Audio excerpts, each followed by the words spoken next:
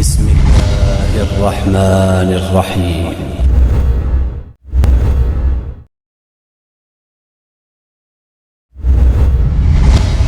بسم الله الرحمن الرحيم. السلام عليكم ورحمة الله وبركاته. الحمد لله الذي هدانا لهداه. Segala puji bagi Allah yang telah menunjukkan kita kepada dunia ini. Wa ma kunna linahtadiya laula an hadana. Dan tiadalah kita memperoleh petunjuk hidayah sekiranya Allah tidak memberikan petunjuk hidayah kepada kita. Jemaah sholat Isya dan jemaah sholat tarawih, insyaallah yang semoga Allah rahmati dan ridho kita semua. Sedikit menginformasikan, insyaallah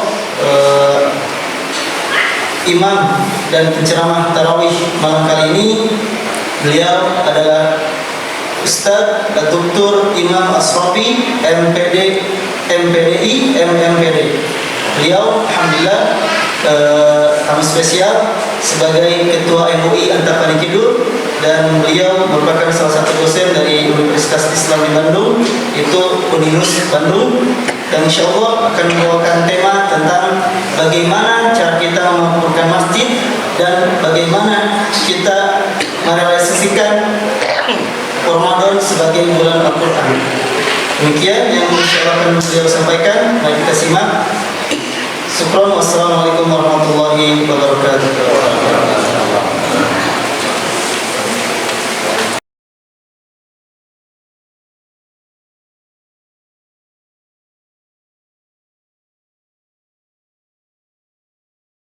Bismillahirrahmanirrahim. Assalamualaikum warahmatullahi wabarakatuh.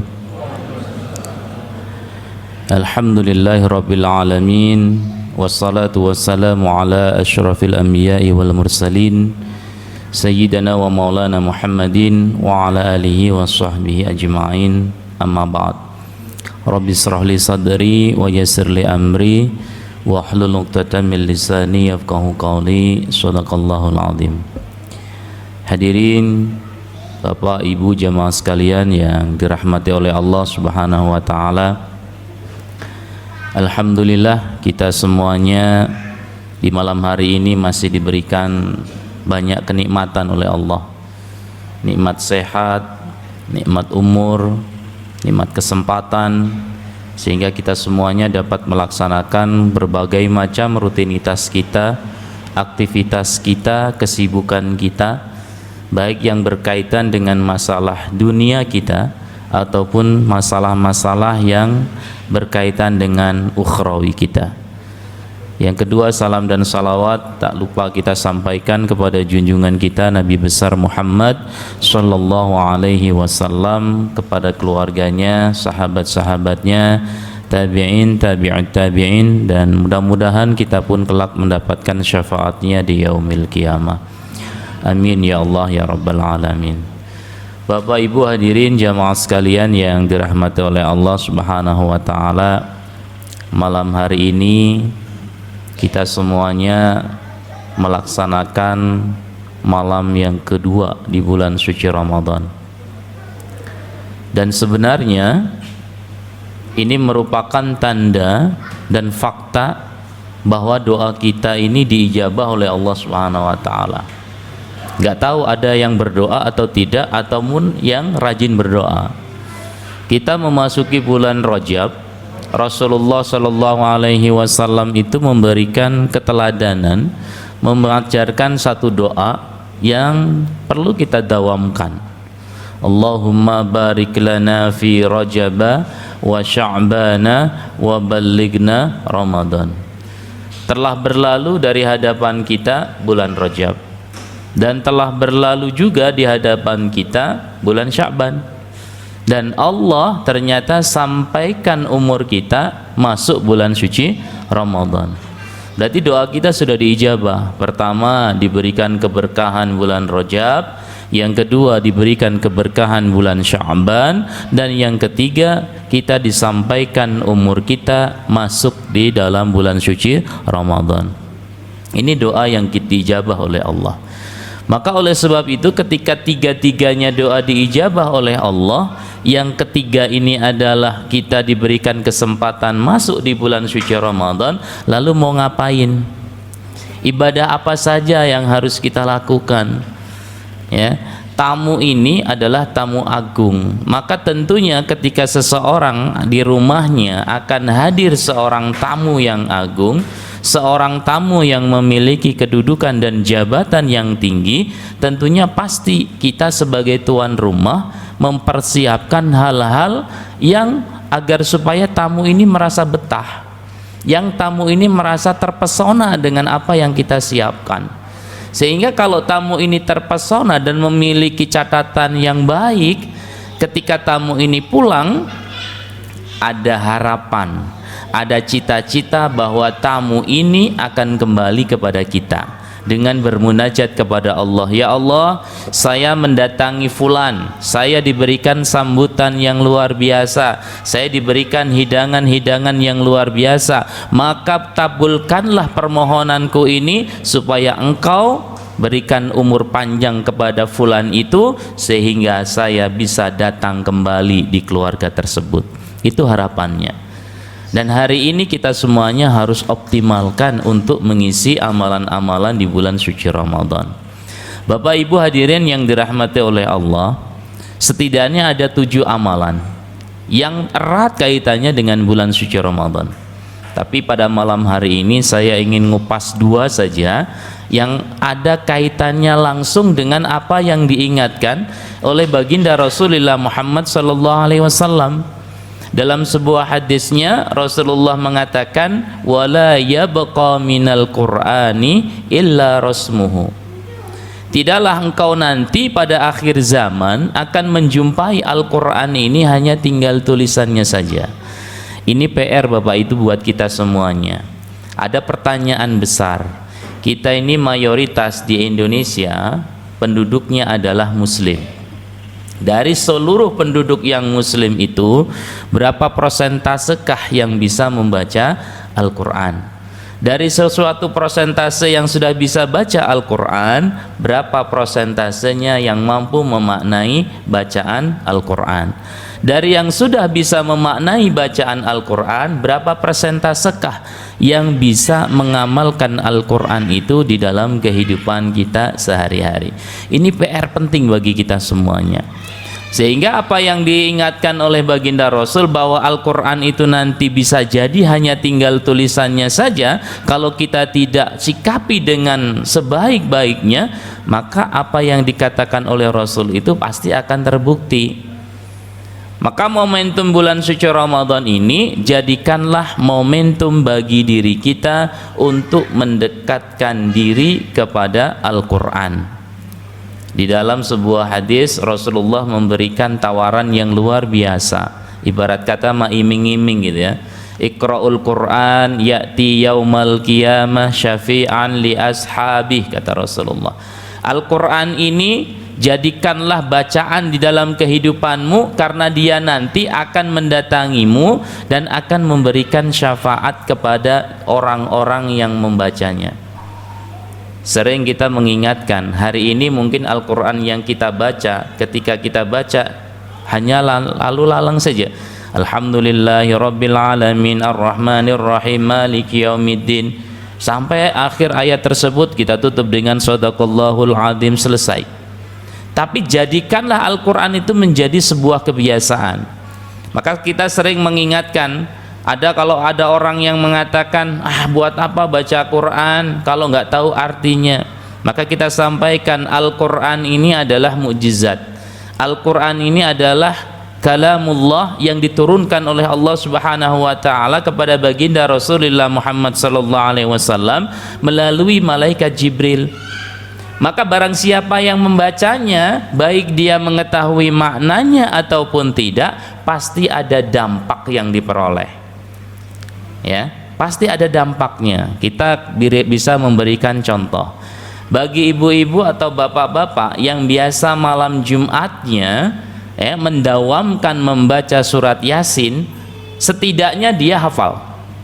Kalau kita sering mendawamkan membaca surah Al-Kahfi, pasti setidaknya ada terlintas di dalam kepalanya. Kenapa demikian? Karena Al-Quran semakin sering dibaca, dia akan terpatri dan melekat di dalam kepala kita, walaupun kita nggak tahu maknanya.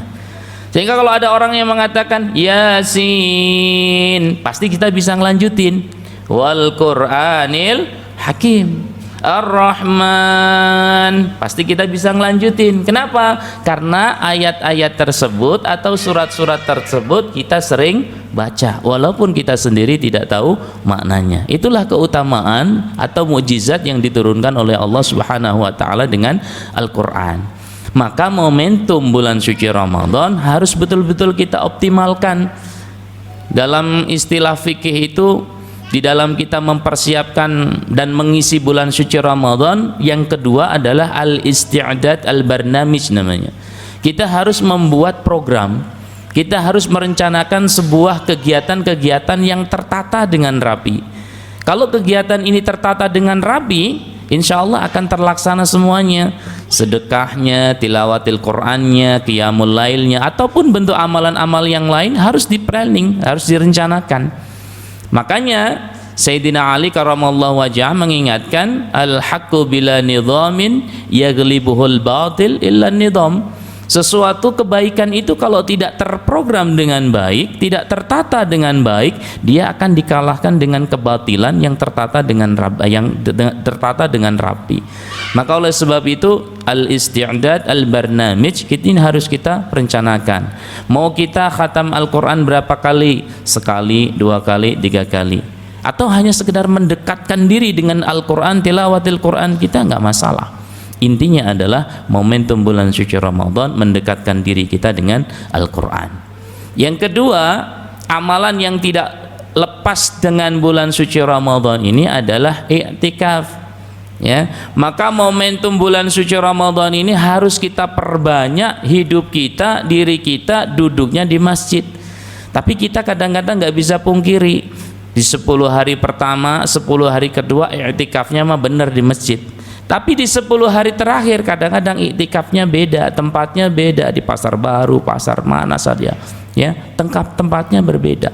Maka oleh sebab itu jangan sampai kita sia-siakan bulan suci Ramadan ini berlalu dari hadapan kita begitu saja. 10 hari pertama, 10 hari kedua, bahkan 10 hari yang ketiga lebih baik untuk kita mendekatkan diri kepada Allah di masjid. Dan inilah yang diingatkan dalam sebuah hadis yang sambungannya tadi, masajiduhum yauma idzin amirah wa hiya kharabum minal huda. Banyak masjid-masjid yang dibangun dengan megah tapi di dalamnya kosong, jauh daripada petunjuk Allah Subhanahu wa taala. Ini masjid luar biasa Bapak Ibu, indah, megah dan sebagainya. Saya masih ingat dulu pertama kali saya datang ke sini bertamu kepada dosen saya. Kebetulan dosen saya ada di sini tinggalnya, Pak Haji Khalil. Ya, beliau adalah dosen saya. Ketika saya datang ke sini, sholatnya belum masjidnya seperti ini. Ya, alhamdulillah dengan pembangunan yang luar biasa. Ini kalau dipakai i'tikaf di 10 hari terakhir, ini bisa nyaman ini. Kita bisa optimalkan. Maka kalau kita tidak bisa optimalkan bulan suci Ramadan dengan i'tikaf, lebar, mubadzir. Maka oleh sebab itu Bapak Ibu yang dirahmati oleh Allah Subhanahu wa taala, ini momentum bulan suci Ramadan jangan sampai terlewatkan. Maka kalau kita istilahkan, kita contohkan, kita ini sebenarnya oleh Allah Subhanahu wa taala dikasih kesempatan hidup di sebuah hotel berbintang 7 lah, taruhlah begitu. Di sana diberikan fasilitas yang komplit. Tapi ketika kita berada di hotel itu, kita tidak manfaatkan fasilitas yang ada. Padahal ada kolam renang yang nyaman, ya kan? Fasilitas makan yang enak dan sebagainya. Tapi kita nggak manfaatkan. Yang kita manfaatkan hanya tidur saja. Maka ketika kita keluar dari hotel itu ditanya oleh teman-temannya, kamu kan tinggal di hotel bintang 7, apa fasilitas yang kau nikmati? Mungkin jawabannya cuma satu, saya hanya tidur saja. Maka jangan sampai bulan suci Ramadan ini dioptimalkan tidurnya daripada ibadahnya. Kalau ada sering berseliweran hadis tidurnya orang yang berpuasa adalah ibadah, bukan berarti tidur terus itu ibadah. Quran juga ibadah, i'tikaf adalah ibadah.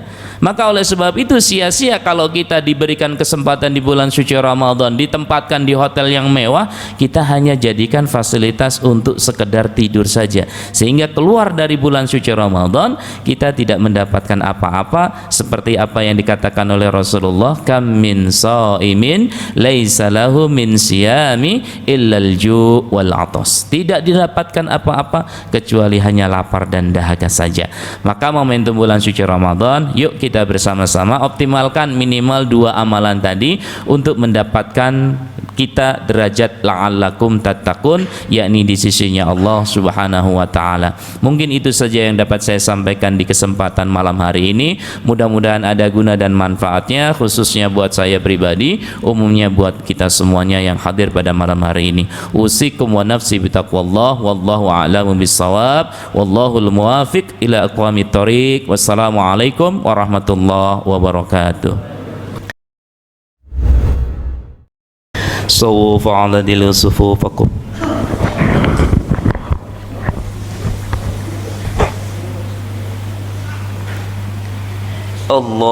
الله أكبر.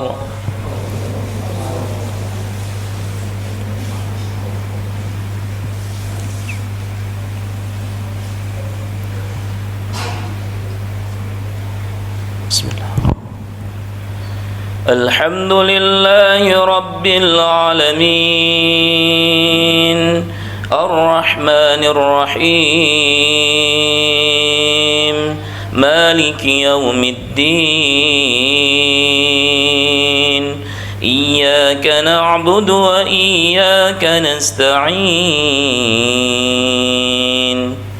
اهدنا الصراط المستقيم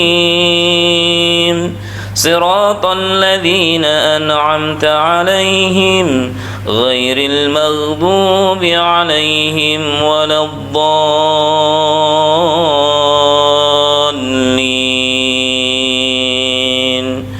آمين.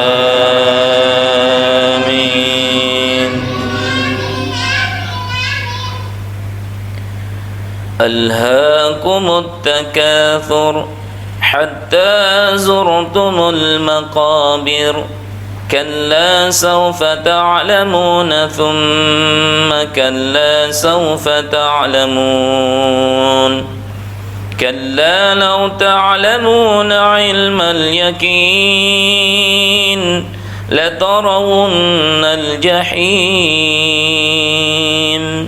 ثم لترونها عين اليقين ثم لتسألن يومئذ عن النعيم.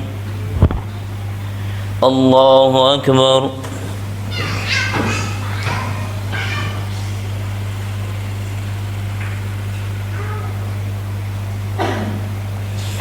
سمع الله لمن حمده. الله أكبر.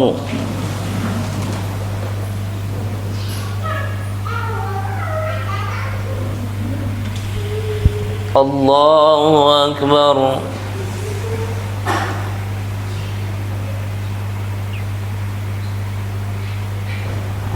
الله أكبر.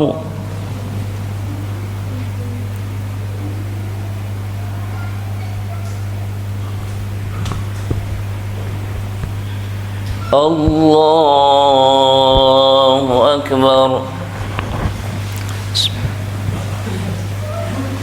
الحمد لله رب العالمين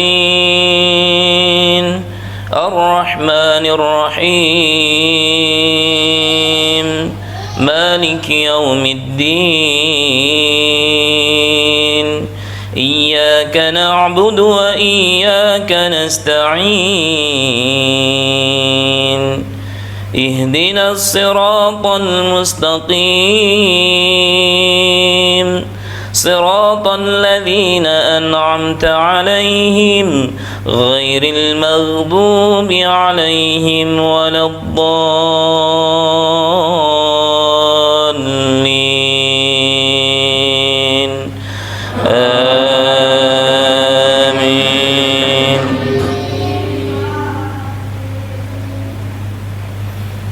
والعصر إن الإنسان لفي خسر